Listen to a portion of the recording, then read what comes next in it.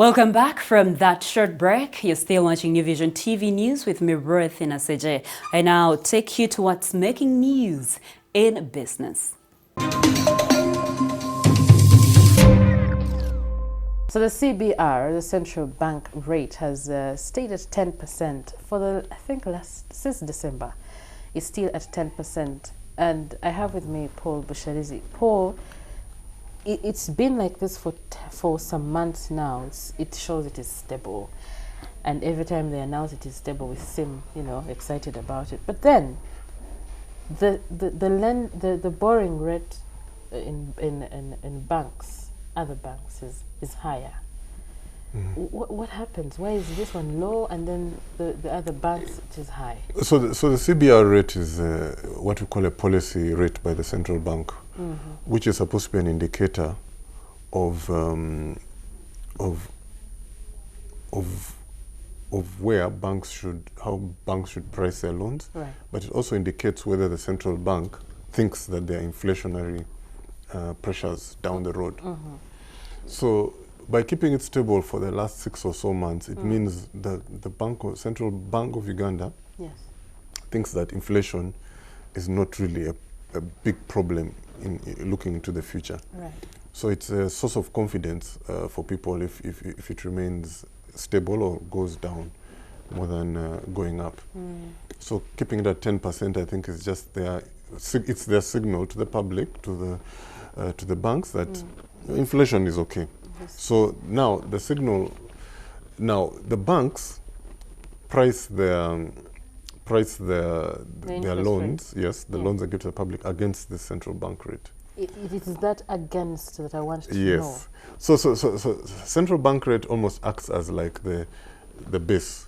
This is where everything starts. Because if banks are going to borrow money from the market themselves, it's factored against this. So this is whereas for the Bank of Uganda it's an indicative rate, for the banks it has real consequences for the cost of their money.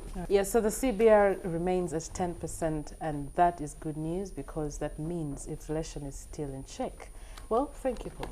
You're welcome. Thank you, Lynn. A quick reminder, the Bride and Groom Expo is on this year. It will start on Friday, the 28th, and end on 30th June. The theme for this year's Bride and Groom Expo is I Do and Beyond. We now take a look at our daily pile of Africa stories. Today we wed with the flamingos. They have long legs and necks. They are pinkish in color and wade in water. Now these bird species are commonly located at Lake Mnyanyange, which is located in the northeastern part of Katwe, Kabatoro Town Council. The abundance of these flamingos is attributed to the constant migration from far places of Kenya and also Canada. Let's take a look.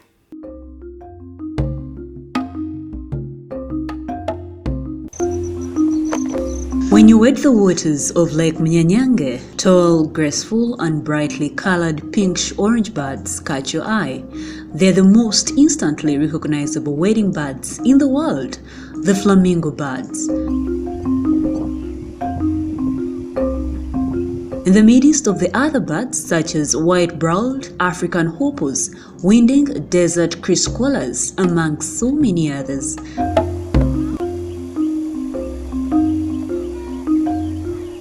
Flamingos are the most recognizable wading birds in the world and special to the hearts of birders and non-birders. The flamingo birds migrate from as far as Kenya and even Canada. These end up settling at Lake Mnyanyange. Flamingo stems from the word flamingo, a Spanish and Latin word which means fire, and refers to the bright color of the bird's feathers. The pink, orange, and red color of a flamingo's feathers is caused by pigment in their food. A wild flamingo's diet includes spring, plankton, and algae from the water sources. If those water sources do not provide enough pigmentation, flamingos may seem more gray or white, but they are still healthy and strong. Flamingos' oddly shaped beaks are specially adapted to separate mud and sleet from the food they consume and uniquely are used upside down. Flamingos have a wild lifespan of 20 to 30 years. Many flamingos are threatened by predators and poachers. An adult flamingo bird is 3.3 to 4.6 feet tall and weigh between 3.3 to 9 pounds. Lake Nyanyange has now become a tourist area for bird watching and many tourists who come to Uganda. Now for more Pearl of Africa stories, visit our website www.newvision.co.ug. Our newspaper, The Sunday Vision, is also another home of adventures, so grab your copy every Sunday for Pearl of Africa stories.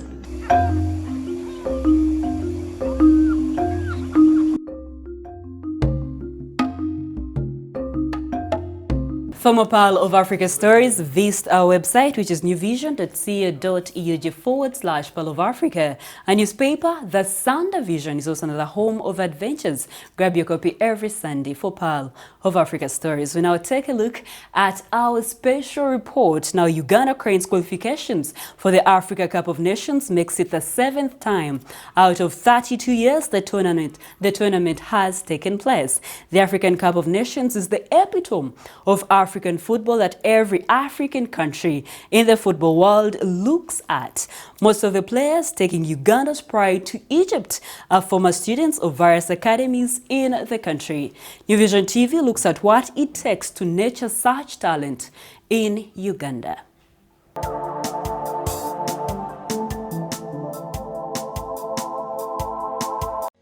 The Africa Cup of Nations comes with the prizes, excitement and talents, among others, that define the competition. Africans from various walks of life are brought together by the game.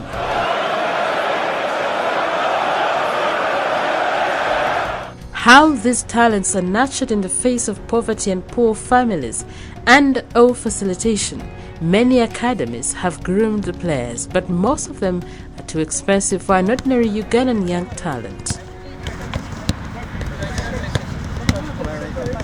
To counter the challenge of facilitation, parents in Kampala whose children are passionate about football, led by Pendal Garukande, 3 years ago founded Elite Suka Academy in Kampala to nurture their children's talent. The non-profit organization was founded to promote football among young children in the country.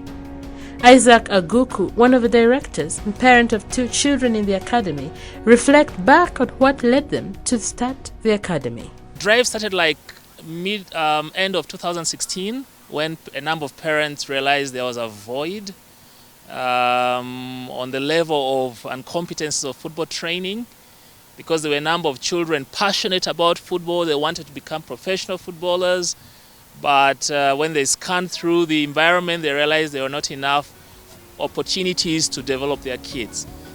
Being a non-profit organization, it is still not easy for them to have the children build their talent in the game. For example, they are paying 500,000 shillings per hour to play at. Despite the challenge, the academy is one of the much sought-after football grooming centers in Uganda, handling kids from the age of 5 to when the player is ready for senior team. We have kids from 5 years, and we have the under-8s who only train on Saturdays. They have only Saturday sessions of 2 hours every Saturday. And then we have the other age brackets from under-10s. We have under-13s, 15s and 17s. Christine Wanyana, who holds a CAF A license, is one of the instructors at the Elite Football Academy, handling the under-13 players. She shares her insights on the academy. I'm working with under-13s, but my experience and knowledge, I'm fighting so hard that they already have the basics, or they have whatever it needs that will qualify them to get to another level. Let's say in case under-13 is called in Uganda, at least I should have at least 2 players on the team. The students in the academy say they are inspired by Uganda Cranes players such as Farouk Mia, Derek Nsibambe, Joseph Ochaya, who are all products of such academies.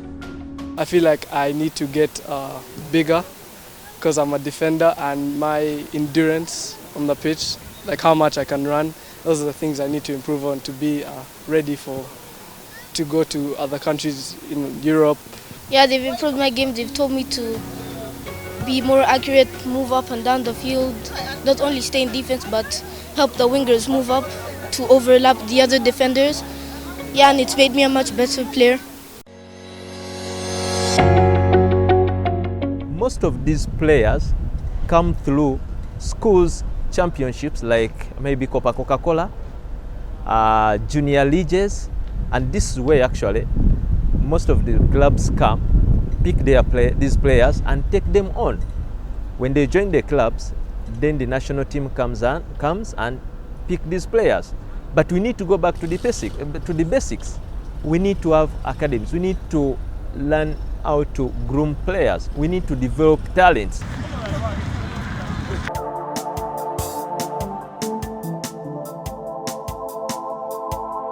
That is it we had for you today. Thank you for watching. Be sure to catch more news updates and other programs here on New Vision TV by visiting our website, which is newvision.co.ug/video. Follow us on social media. Facebook is the New Vision, Twitter is @NewVisionWire, Instagram is @NewVisionWire, and our YouTube channel is New Vision TV. Catch up with me on my Twitter handle. I am Ruth the Voice. I say good night, but let me end with a fact file.